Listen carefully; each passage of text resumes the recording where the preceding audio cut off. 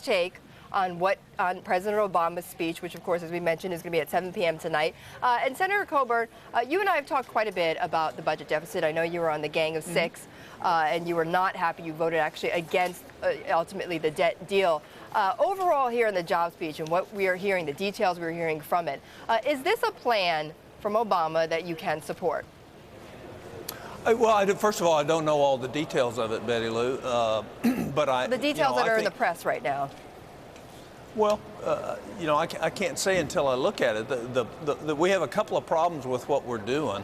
One is we still have about $350 billion a year in waste and duplication and fraud in the federal government that we're not even addressing. That isn't having any positive multiplier effect on the economy. We ought to be utilizing that. There's no question I will support him in trying to create any type of jobs package that will effectively create opportunity. But the way to do that really isn't through the government. The way to do that is to create confidence and certainty on the part of the private capital that can be invested to create jobs and give people confidence about the future. And that's a problem both from the White House and from the behavior of Congress, that we haven't acted in appropriate ways to create that confidence. So I will have to look at it in total and see what the costs are and see what.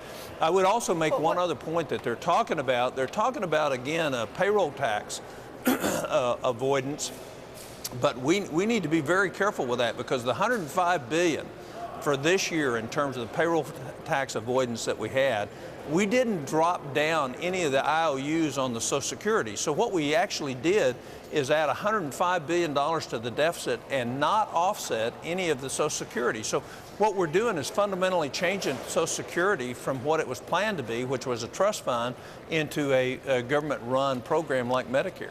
Okay, but I mean, I think, one of the last vestiges of what we're hearing about Obama's plan is that he is going to be implementing, it's not exactly the same thing, but this new payroll tax cut for small businesses. But, I want to get bigger picture, though, Senator Coburn, which is overall, though, I mean, what is the break-off point for you? What is the line in the sand when you hear his speech tonight that's going to say to you whether or not you're going to support it or not? What is it exactly? Well, I don't think we should be moving forward with any plan till we do the easy stuff, which nobody wants to do up here. When in fact you have the GAO put out a report on duplication that at a minimum has $100 billion worth of duplication, and the Congress hadn't done anything on that. When we know we've had 5,000 pages of new regulation that have cost about $140 billion into the economy this year, and nobody's doing anything on that. We keep doing the wrong things rather than the right things. So I'm all for a job stimulation program, but let's quit doing the things that hurt us at the same time. They're not hard to do, but the recalcitrant careerists in Washington don't want to make those easy changes, because it might, every one of these little simple duplications have a constituency. So what I will tell you is I will look at what the president says. If it makes sense, then I will work to support it, but I also will work to pay for it by eliminating a lot of the stuff that is crazy that we're spending money on that we shouldn't be spending money on. So is it what I want us to do is to go ahead. Well, is it entitlement spending? I want to cut through. No, I just told you there's $350 billion a year in the federal government, not in entitlement, other than $100 billion worth of fraud in health care. So $250 billion out of the $1 trillion we spend in discretionary, that's either fraud, duplication, waste, or incompetence. So why would we continue to spend that money of our kids' future, because we're certainly not paying for it, we're borrowing the money? Why would we continue to spend that money when we should be eliminating it and then fixing these other problems? But Senator Coburn, it sounds like, it sounds as if you're saying that this jobs plan is going to be a bargaining chip for other measures to be passed that you want passed. Well, hey, look, no, there's no question. I can't make the jobs deal a bargaining chip. It won't be. I'm going to keep being a call to the wilderness to say we're wasting all this money every year and nobody up here is eliminating. We're getting ready to spend more. I think the number's $300 billion over the next year on a jobs plan, and we won't eliminate the $350 billion worth of money that's going down the tubes that's not helping anybody today. And so we're going to both borrow $300 billion and continue to waste $350 billion. Why would the American people trust us? Why would they have any confidence in either the president or us if we don't address these critical issues at a time when we're borrowing $1.3 to $1.4 trillion a year, and we're undermining the future of our kids? Senator, let me. Why would we do that? Okay, well, let me talk about another specific then, right? Outside of Obama's speech, the super committee to cut the deficit, the $1.5 trillion, right? That's their goal.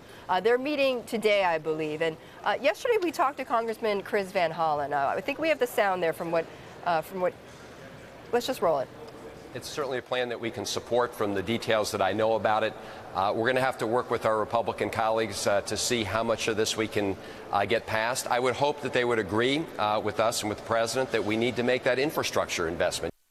Okay, so he's talking about Obama's speech, but the reason why I wanted to bring him up is that, he's a member of this 12-member super committee, Senator Coburn. So, again, as I mentioned, you voted against this debt ceiling. So what hopes do you have? How high hopes do you have? Well, go ahead. I have great hopes that they'll do something because our future. But just remember, Betty Liu, $1.5 trillion doesn't begin to solve the big problems in front of this country. So what we passed in August, we set a standard for $1.5 trillion, but it won't solve our problems. And it won't solve our financing problems in terms of our debt, especially as the world hits a debt wall of $12 trillion in demand about July of next year. But it's a start. I'm hopeful it's a start. It'll buy us a little bit of time, but it won't get us back our rating until we get $4 to $5 trillion down to the $9 trillion over the next 10 years that we're going to have to get. Senator Coburn, what will tell you that they're starting off on the right foot? Just quickly, tell me. Well, I think if they'll actually make some concessions on some entitlement program. Senator Lieberman and I put some programs together. We're getting ready to come out with a Social Security program that's bipartisan, that has some I'll let you go because I know your music's running.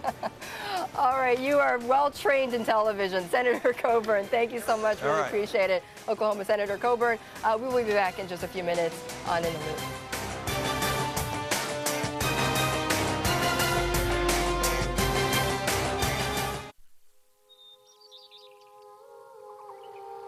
A rising gem. Invest in remarkable Indonesia. Save up to